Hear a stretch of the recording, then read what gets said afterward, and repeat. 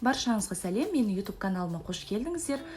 Каналға тіркеліп, лүпіл басып, қолдап отыруды ұмытпаңыздар. Бүгін сіздерге өте дәмді рецепт ұсынамын.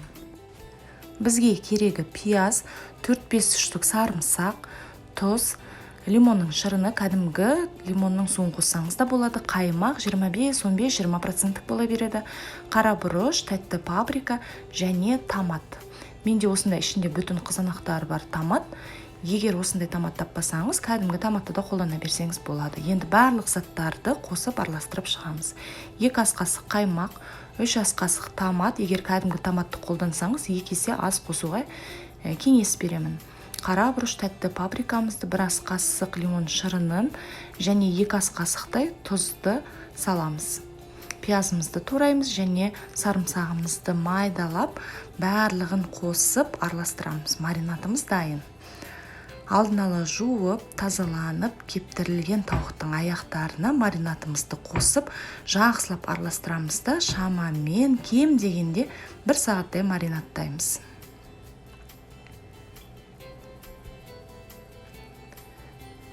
Бір сағаттай маринатталып тұрғасын прованские травы дәмдеу үшін қосып жібереміз. Өте әдемі дәм береді.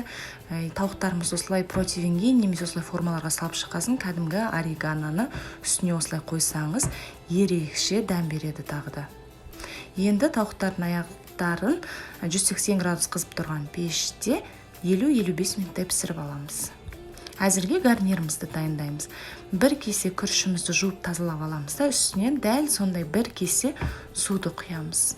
2-3 қасық сұйық майымызды құямыз, татымына қарай тұз қосамыз және қалауыңызбен қатырылған осындай жасыл бұршақ қосып жіберсеңіз өте дәмді болады. Барлығын араластырып болғасын отқа қойып, бір бұрқ еткізгесін қақпағын жауып, бәсең отта 20-25 минуттай пісіреміз.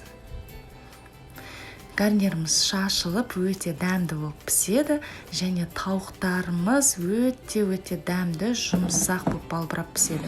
Дәл осы маринатты кәдімгі бүтін тауыққа да қолдансаңыз болады және тауықтың кез келген бөлігіне осылай қолданып маринаттап көрсеңіз болады. Маринат өте дәмді, иісі де керемет және гарнирімен өте керемет үйлесіп тұрады. Рецепт ұнаса, бағасын беріп қойыңыздар, лүпіл басуды ұмытпаңыздар. Сіздермен бірге болған мен Рахатай.